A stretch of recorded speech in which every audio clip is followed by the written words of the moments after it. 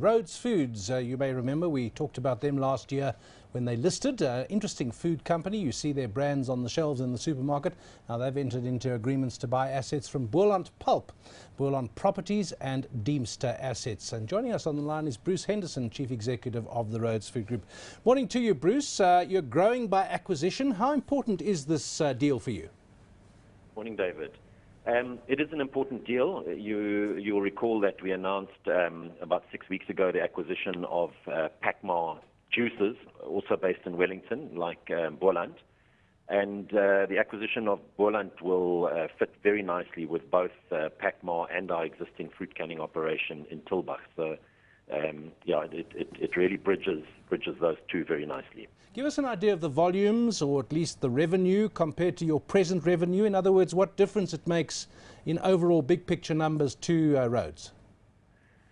Yeah, Boland combined with Deemster, the two of them are just under 400 million, and so they'll be about a bit less than 10% of our, or about 10% of our total revenue, and Boland has a historic profit of about 31 million in EBITDA.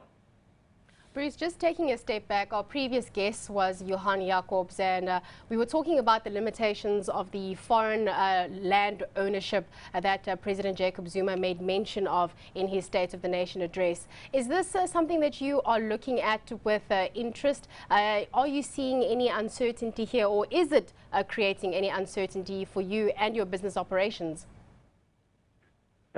To me, not specifically this latest announcement, but I think we always do keep an eye on the agricultural sector. It forms a very important part of our supply base. So it's important that there is certainty in the agricultural sector. I don't think this specific reference to foreign-owned land will have any impact on our industry per se. It's really important that agriculture is looked after and there is stability there, because we do source a lot from that sector. Bruce, looking more broadly since the listing, how has the company done? Has it worked for you? And in terms of being more transparent, investors can see what they're doing. How's it been as a listed company? It's worked very well for us. The listing went smoothly, and we made we stated very clearly what our objectives were through the listing. We wanted to use the capital raise to pay down debt, and then create the capacity and the balance sheet flexibility to make acquisitions subsequent to the listing, and that's gone well. So we've got a much better balance sheet structure. We expect to see significant savings in finance charges in the year of 2015, and we've been able to announce 2 acquisitions in the short time since we've been listed. It's just we need to now bed those down and to integrate them, get through the regulatory requirements first with competition board approvals, and then we look forward to bolting them onto our existing business. Obviously, the acquisition strategy is key for you, and you were talking about diversifying or looking or expanding your product range.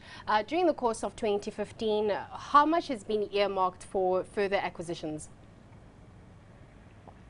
Yeah, we do have capacity to make further acquisitions. Our strategy is very clear in terms of what we're looking for, and these two acquisitions that we've just announced are very much in line with that. We are looking for businesses that are very allied to what we're doing now, complementary, and businesses that either have their own strong brands or categories in which we believe that we can apply our existing brands. So these two are very much in line with that, and we do have capacity to make another acquisition or 2 during the financial year. Well, that was Bruce Henderson, Chief Executive of the Rhodes Food Group.